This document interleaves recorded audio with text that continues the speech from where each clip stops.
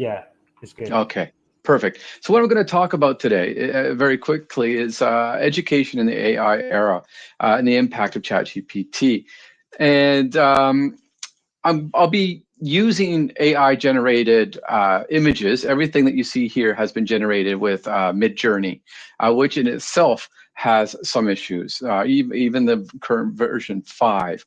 So at the very beginning, you'll see here the collage of images that I generated. I asked Midjourney to imagine Hong Kong students in the future. And I also asked it to imagine Hong Kong professors in the future. And this was the images that these were the images that I got. And I'll come back to some of the implications of this later. But I want to begin by talking about the future of work. And I think even if you're not in education, if you're looking at social work, or if you're looking at professional development within the workplace, this is still relevant. OECD, World Economic Forum, UNESCO, they've all identified basically the future of work will require people to have technological skills, social skills, and higher order cognitive thinking. In some ways, our formal school institutions are a little bit behind in this. Some are a little bit more ahead than others. But the idea here is that higher order thinking skills are becoming increasingly important, such as critical thinking, creativity, problem solving, and learning to learn. And if you look at McKinsey and Global Institute, they've come up with 56, what they call 56 distinct elements of talent that are becoming increasingly important. And they categorize them into cognitive, interpersonal, self-leadership, and digital learning. And you'll see digital literacy is there, digital learning, digital collaboration, and AI will most likely fall into this category. But which is what is equally important are critical thinking skills and creativity in that. Because in their same report, they show that for employment, those who show the highest skill set in adaptability are those who are most likely to become employed. So adaptability is becoming an increasingly important skill, but how do you teach adaptability? How do you measure outcomes and being able to be adaptive? That's like, I think, a question a lot of us still have. But if the pandemic has taught us anything, is that coping with uncertainty and adaptability are increasingly becoming important. So this is all before ChatGPT was released. And now what we have is we have the rise of ChatGPT, and we have the rise of generative AI tools such as GPT-4, you have Bing coming out, Copilot, Microsoft will be releasing Copilot. So it's there now, and it is going to have an impact. And current research, as recent as on the 23rd, OpenAI released a report where they showed that science disciplines and critical thinking skills will most likely be the least impacted negatively by generative AI tools, right? Because they're still not quite there to complete these types of tasks. However, skills that require simple programming and writing skills could possibly be negatively impacted by generative AIs. And this is important. Think back to the other points that I mentioned with the increasing importance on higher order thinking and critical thinking skills and digital literacy and so on. And ChatGPT is only making that more relevant today. So we also have to think about that these tools are increasing at a rapid rate. They can do multiple things. Just think about the potential of Microsoft Copilot and what it can possibly do. I haven't had access to it, so I don't know, but from what I've been reading, it does sound very promising. So it's a jack of all trades in that sense. And we know that these things are rapidly changing. This was released in another paper. The link is down below, and I can share it later, where we now can see that just between GPT 3.5 and GPT-4, it's been able to perform so much better on certain tests, particularly the bar exam. You can see that now it can score significantly high on the bar exam. So these tools are improving in their capabilities, which unsurprisingly in the education sector, people are starting to stress out about, well, what does that mean for teachers? What does that mean for educators? And what does that mean for assessments and assessment practices? And so there's a lot of worry about this within the education center. The main one that I hear a lot, both anecdotally in my profession among professors, when I talk to other universities, but also in the media, one of the main things you hear about is cheating, and a lot of concern about cheating. And you're starting to see a lot of knee-jerk reactions. And what social psychology tells us is that we're quite often not very good at looking at long-term implications. We're better at reacting to things that we can only see within our immediate future. And you can almost see examples of this with how people are reacting to the release of ChatGPT. And they're having knee-jerk reactions in the sense where you're starting to see a lot of conversations, well, how do we police generative AIs? And I'm thinking from the perspective on the assessment, right, and to stop plagiarism and academic dishonesty. So you're seeing a lot of people talk about policing AI, and you're seeing others who are just sticking their heads in the sand like an ostrich and ignoring it, and not wanting to deal with it, and saying, well, that's why we're making a bigger deal of this, and perhaps we should just move on. What I want to focus on, and I'll get to some practical points in a moment, I'm just trying to set the stage for this conversation, is that yes, these are issues that are important, but there's a whole lot more. And if we think about what I mentioned earlier, quite often we're not very good at looking at long-term planning or looking at the impact of things in the future, partly because quite often we don't know what we don't know. So it's hard to plan in that sense. But we can look at other experiences with other technologies, or what we already know about AI and what it can do, and we can plan. For example, let's look at foundational knowledge. A lot of people have discussed that, well, what about foundational knowledge, right? If AI can just generate all this content, then do we need to have students learn foundational knowledge? And my argument is yes, of course we do, right? We still need foundational knowledge when we're teaching in the classroom, because one of the things that we're learning about the world is social complex systems, for example, are becoming a lot more sophisticated. And if you think about complexity theory and how complexity theory measures social complex systems like humans, culture, school system, multiple levels, you put an AI into that, and it will make things a lot more complex. But coming back to foundational knowledge, right, and the importance of it when we're using an AI chatbot, for example, we need to have an understanding of social complex systems. And coming back to what I opened up earlier about the higher order thinking skills, curricula, school curricula need to start thinking more about how they're teaching complex systems, so that when students are starting to use AI in tasks, for example, they have an understanding of the multiple layers and the interactions of various agents within a system. And if you don't have that knowledge, if you don't have that understanding of complex systems, what you are using AI for may not be as sophisticated or successful as what another person would be if they had all that knowledge. So let's get into some practical understanding and what we can think about. Prompt engineering. I'm sure a lot of you have been hearing a lot about prompt engineering as a new skill set that students need to be taught. And this makes sense now in the current form of generative AI, although as generative AI progresses, prompt engineering itself might change as well. But think about prompt engineering as a skill set. What do we need to know about how we generate prompts to get the best results with the use of AI? Well, we need to, as I said, we need to have foundational knowledge in the topic that we're looking at, right? In the knowledge domain. Think about a calculator. I don't know what half the buttons on a calculator can do. I know what the plus, minus, times, and division buttons can do. But because my knowledge of math is very limited, I don't know the full capacity of what I can do with that calculator. And it's very similar with a ChatGPT. So I need the knowledge of its capability, but I also need the knowledge of the domain or that problem that I'm working on. And I need the creativity as well in order to ask the right questions, but also think about the problem I might be working about, not just how to ask the right questions, but I need the creativity and the critical thinking skills that I need to solve an issue. So if you get what I'm trying to get at here is I'm still showing that AI and ChatGPT, for example, is simply a tool, and but a very useful tool for us.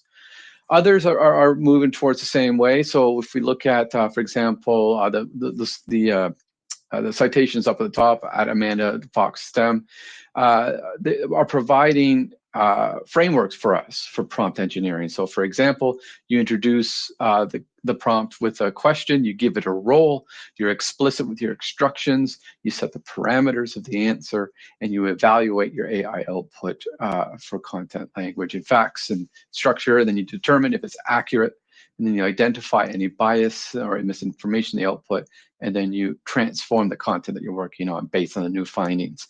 And this could be cyclical as well. It depends on the task that you're working on.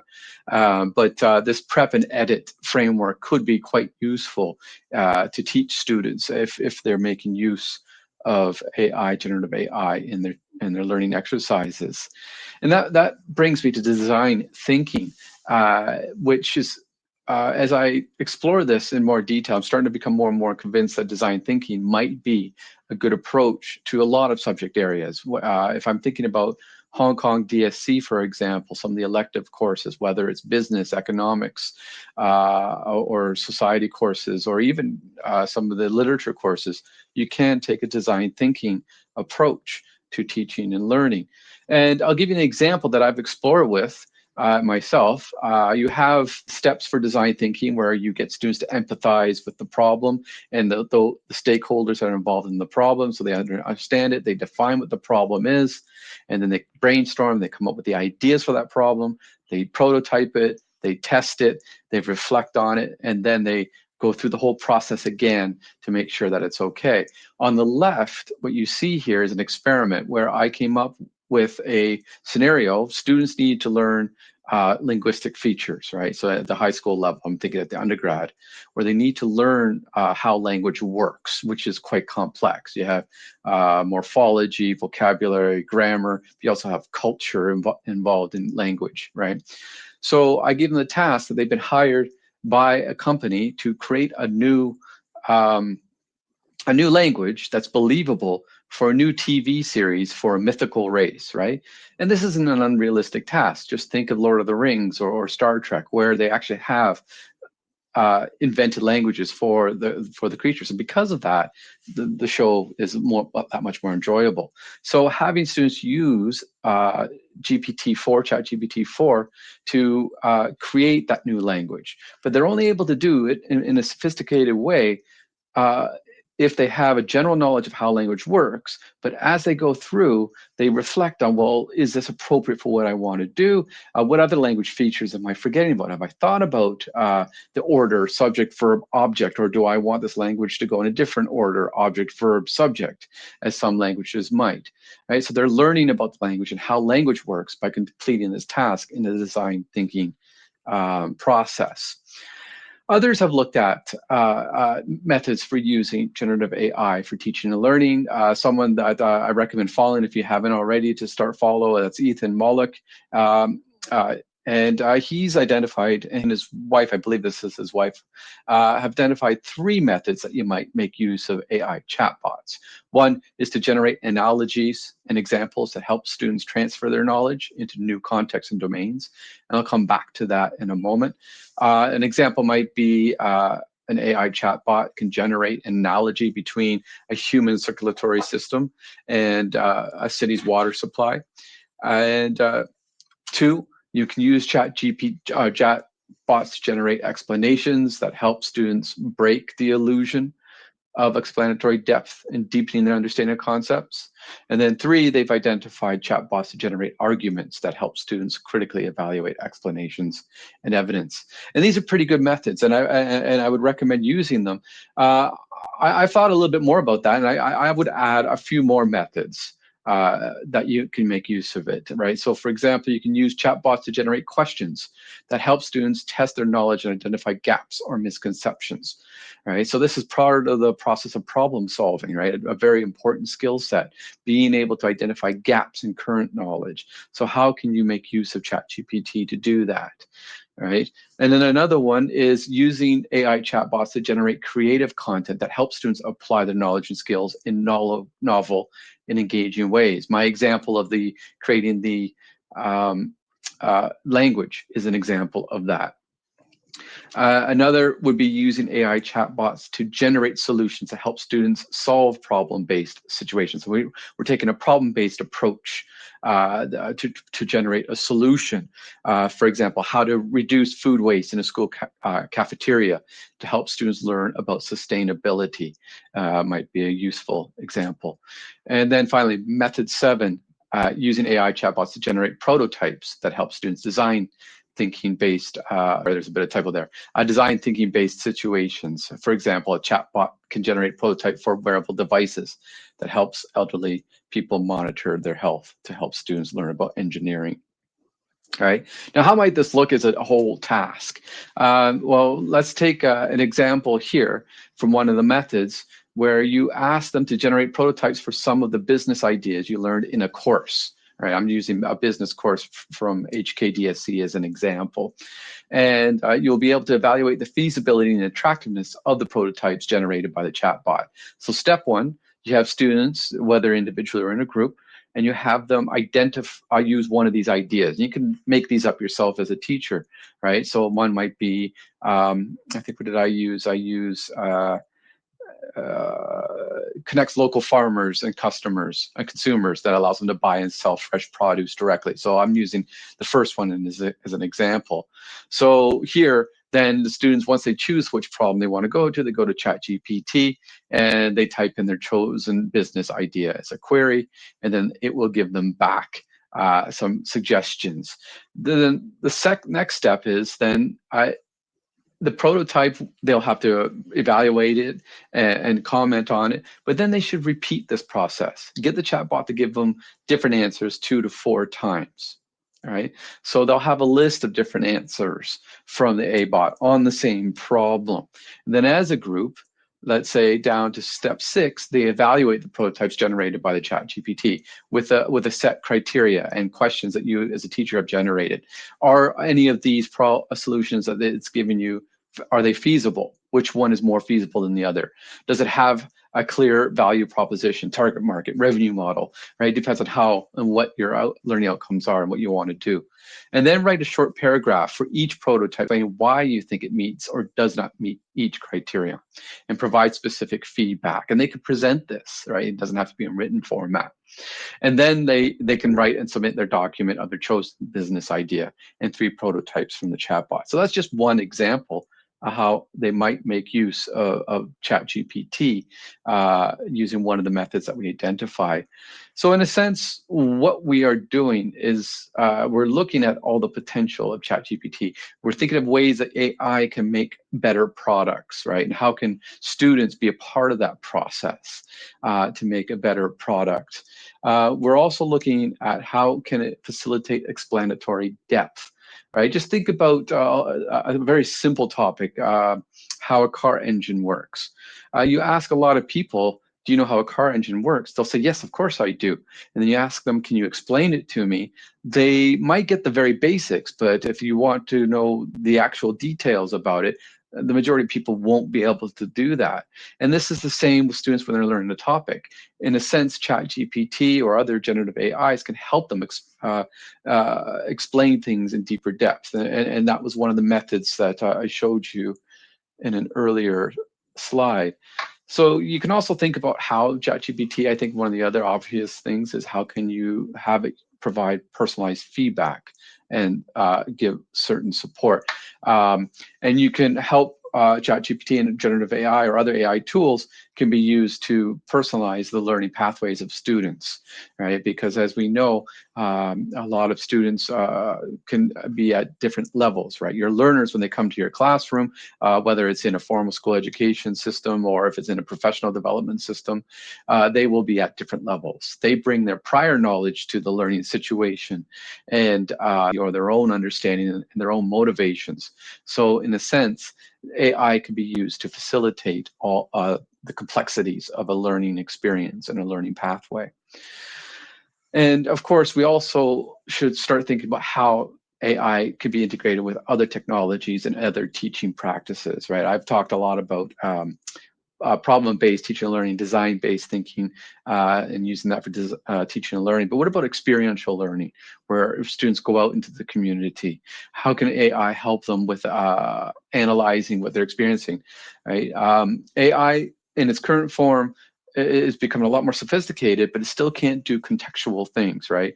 A lot of our experiences and our problems are contextual because, as I mentioned earlier, life, social systems are very complex. There's a lot of variables that determine how a problem might occur and how solutions might be applied to those problems. But there are other technologies, right? AR, VR, or the metaverse as well. And of course, AI will intersect with these technologies and it'll become a lot more sophisticated. Just think about how, for labs, right? Can you get students to visit a lab they wouldn't be able to normally visit and see how certain items work? And AI could be used to help facilitate and scaffold their learning experience in operating dangerous or machinery that they might not have access to normally, but they can access it through VR or AR technology. So this is a direction that we're going.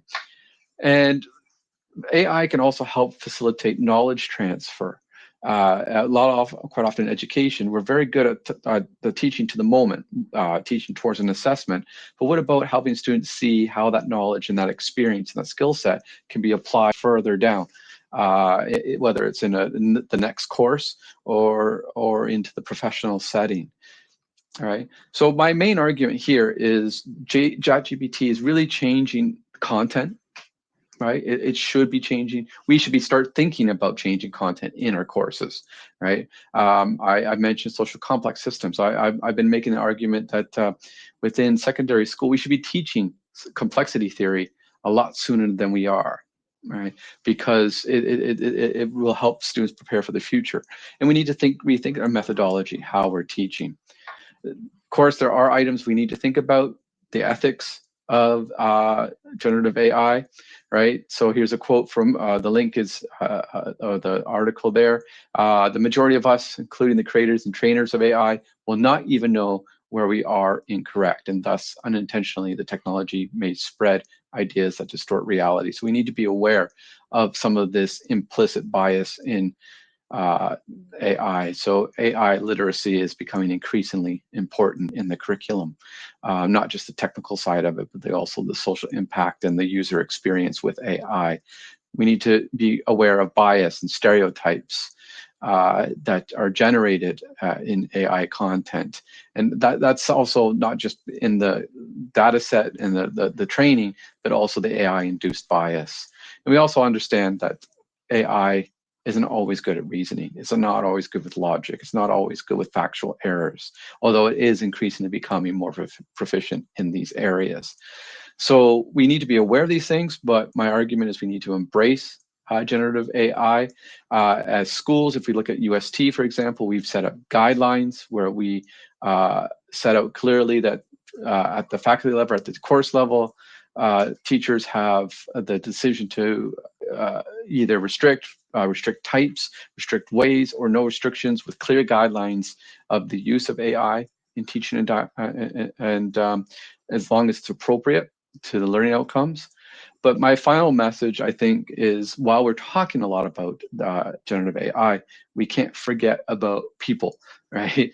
People are still at the heart of teaching and learning. They're still at the heart of social issues in society, right? People are still important and they will always be a part. So those who are worried about how AI is disrupting education, it is disruptive, but at the same time, people are still quite important, right? We have to remind ourselves that this is a new tool with a lot of capabilities, some of them that we might not even understand yet. Hopefully, I've listed out a few that you think might be useful, but we have to remind ourselves it's a tool and that people are still at the heart of teaching and learning. And I think I have gone to the end of my allocated time. So thank you, Cyron, for giving me the opportunity to talk about this. And yeah, that's it. So stop sharing. Yep. Thanks for your sharing. So from the audience, see if you guys have any questions you want to ask. So maybe I ask the first question first. Because I think when we talk about like using ChatGPT in educations or we teach the student to use it, we always have questions or a challenge, which is doing the assessment. So can you share more examples or advice, like how we can frame an assessment, like we allow the student to use ChatGPT, but at the same time, how we can also assess whether they learn something or not? Yeah. So that the more I think of it, as I mentioned, design-based thinking is a possibility where you are assessing them at the different stages. So in design thinking, as I mentioned, you have the stage where you need to identify and empathize with the stakeholders of a problem. Are you able to formulate and define the problem, right? You can easily set up a rubric to get to grade students' understanding of that problem, and are they able to articulate the problem and why it's important. And they could present this. It doesn't have to be in written form. It could be in an oral form. It could be very quick, right? And then during the brainstorm stage, or maybe at the first draft in the prototype type stage, you can do a second feedback session where you give them some assessment. Have they been able to come up with a prototype that is connected to the problem that they identified? Right? Are they able to evaluate it? Right? And then you have a rubric designed to measure whether or not the prototype is matching the problem. And then the final stage, the final report, you can assess that. And then you can even assess them on the reflection of the whole process, right? Get them to reflect. How did they use the AI? How did they apply the knowledge that they learned in the course to address the problem?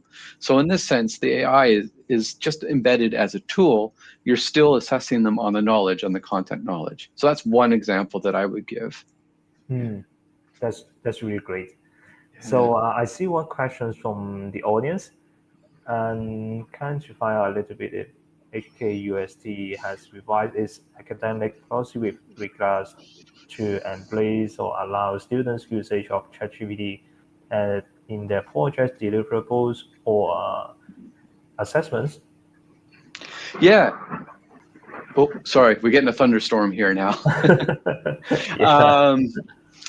So yeah, I think it's in the media, right? IHKUST has embraced AI in the sense that we've accepted it. We can't ignore that the tools are here.